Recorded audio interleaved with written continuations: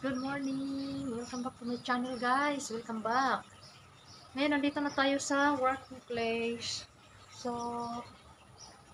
ano muna ako dito, maglilinis. Yan, ang haba na ng mga damo, guys. Tapos, titingnan natin yung mga prutas dito, kung okay pa ba.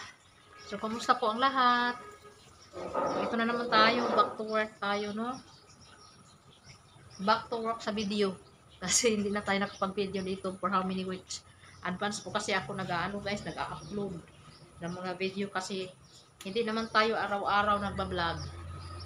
Mga ganito naman ay grabe, wala mapaglagyan.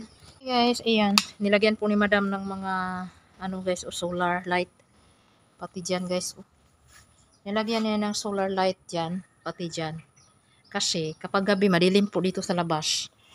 Ano po kasi guys, nagre-renovate po kasi ang kapitbahay sa likod. So may mga trabahante po, ayan po, inayos po yung backyard nila. Kaya dito tambak sa backyard ng lolo ang mga kalat. So, ayan. Nilagyan ni madam ng mga ganito, mga solar. Para iwas po, para makikita ni madam kung mayroong mga masasamang loob umakyat dito. Kasi alam niyo naman, mga bahay dito, dikit-dikit lang, no? Tapos madali lang kasi ito akyatin. Kahit matulis po ito, guys. Kung lagyan po yan ng kahoy or anong i-cover dyan, maakyat din yan. Alam nyo naman, pag magnanakaw, magawa ang lahat para lang may makapasok lang sa bahay ng mga tao.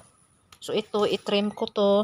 Itrim ko tong, ano guys, yung, anong tawag dito, yung sayurmanis or malunggay ng Malaysia. Yan, itrim ko din yan. Tapos, mag-harvest tayo ng balimbing kung may hinog. Ayan, oh, nalaglag na yung mga bulok ng mangga. Pangit po ang mangga ngayon. Sa dami ng mangga, guys, ayan, mga bulok. Nasa puno pa lang, kita nyo? Nasa puno pa lang, inuud na po siya guys. Kaya nawalan po ako ng gana malungkit. Ang daming bunga pero maraming itim-itim dahil inuud na po yan. Kaya hindi na ako nag-ano dyan. Nalalaglag na lang sila. Dahil po, yun na nga. Ayan. Daming bulok. Oh, tinan nyo. Bulok na lang yung mga mangga sa puno pa lang. Hilaw pa lang. Maliit pa lang. Bubulok na. Sayang, di ba? So, yan nga, dahil makalat po ang labas, hindi na lang po ako lalabas doon. At dito na lang ako sa loob. Kasi, oh, tingnan nyo naman, ang daming kalat yan. Hindi natin yan maano dyan. Wala naman ako ibang gagawin. So, dito lang, mag-trim-trim lang ako sa mga damo. Ayan. Ako lang ang kambluto ng mga damo-damo, guys. Dahil wala naman akong ibang magagawa ngayong araw. Dahil hindi naman naglalabas si madam. So, wala tayong masasampay. And then, anong tawag nito, yung balimbing natin, tingnan natin kung may mga bunga pa ba dahil babalutin natin. Pero sa ngayon, tanggalin ko muna itong mga plastic, ilagay ko sa isang lugar kasi may mga bunga siya guys, pero bihira lang dahil lagi ko siyang pinuputulan sa taas. Lagi ko siyang tinitrim dahil nga ayaw ni lolo na mahaba kasi hindi niya makita galing sa loob. Gusto niya makita ang labas. Pag may tao, boring lang si lolo guys. Ayan, yung mga damo-damo na yan, hanggat kaya ko, hanggang ano yung maano ko. Yan, oh, pang anuhin ko yan guys, pang tanggalin ko yan. Tapos, may dala po tayong gunting, kasi ito, matigas po ito, bunutin, so putulin ko na lang yan. Yan yung mga solar light na nilagay ni madam, oh. Maganda ito sa bukid guys. Hindi mo na kailangan ng kuryente, solar lang, tapat na. So, ayan po siya mga madam. Harvestin na natin to kayo. Oh, hinog na siya. Sana walang bulok. Pwede na yan guys. Ayan, pwede na yan. Yung iba, yung dinala ko sa bahay, naubos na. Hilaw pa. Pag may iba na namang bunga, balutin na naman natin. So, yun lang po ang aking ginagawa at aking gagawin. So, ilagay ko lang po dito yung ano. How I wish guys na magkakaroon po ako ng tripod na yung kung saan ka umiikot. Yung automatic siyang umiikot ba. Kagaya ng mga ibang vlogger. Kasi mahirap pag wala kang tagahawak ng camera. Ganun. Ito hinog na rin ito. Tanggalin na natin ito guys. Ayan. Wala pa masyado bunga. Ayan, hinog na yan. Mahinog na. Ay, bulok man sa loob, guys. Tanggalin na natin yan. Bulok na siya. Ilagay natin dito. Ayan, may bunga na namang bago. Oh. So, yes, wala naman tayo masyadong gagawin. Walang masyadong bunga lumalabas. Ito guys, bulaklak po yan. So, yung matanggalin ko yung mga wild grass lang. Yan, yung kalamansi ni madam dito. Yung source of kalamansi ni madam, oh, maliit lang. Pero maraming bunga. So, magkuha ako dyan mamaya. So, yes, start na tayo.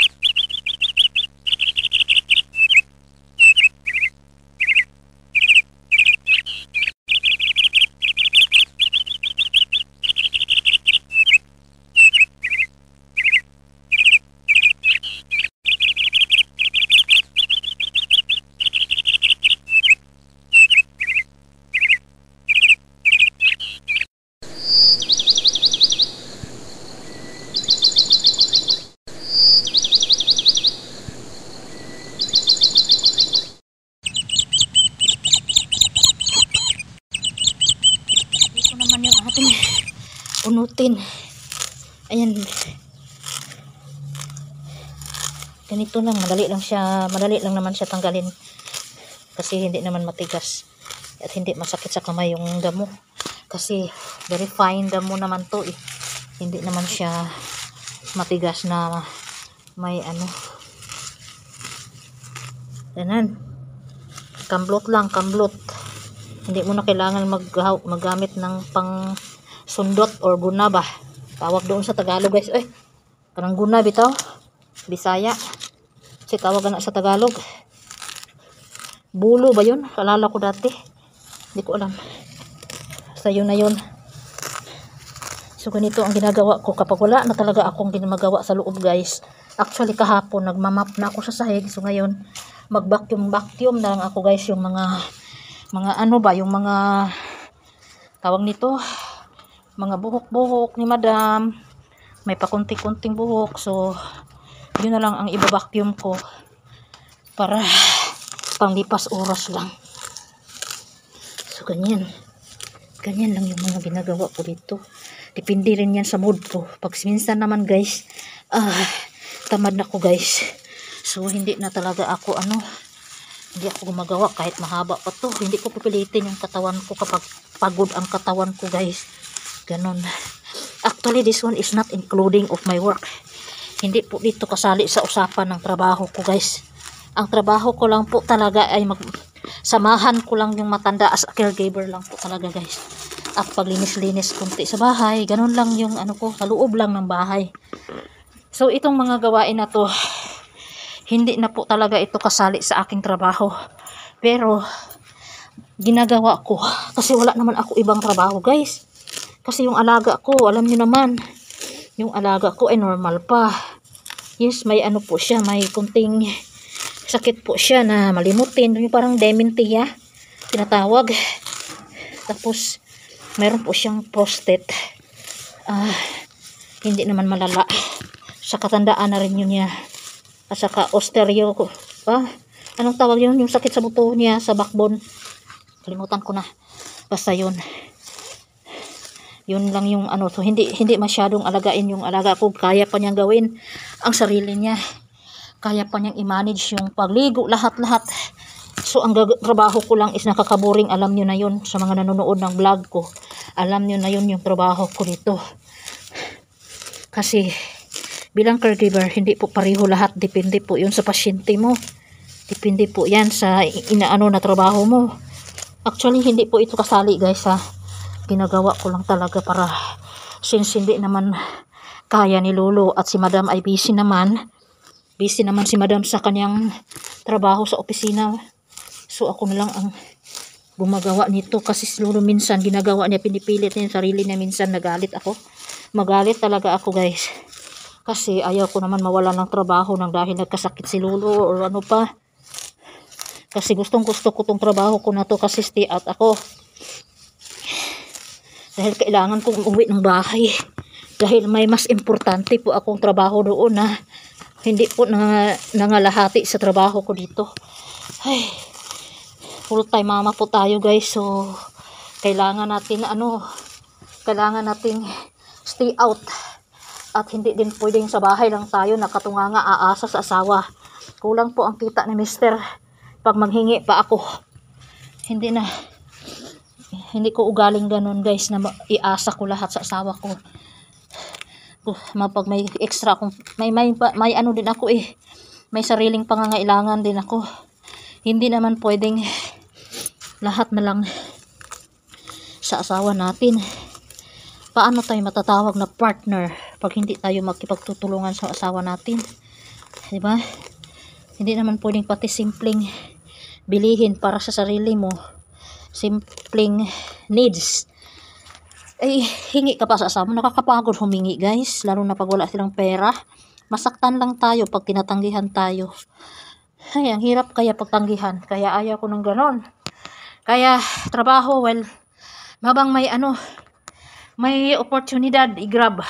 Huwag tatamad-tamad.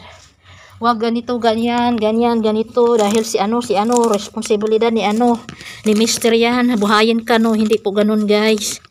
Dito sa ibang bansa, kailangan kikilos din ang babae. Kasi nandito tayo sa ibang bansa.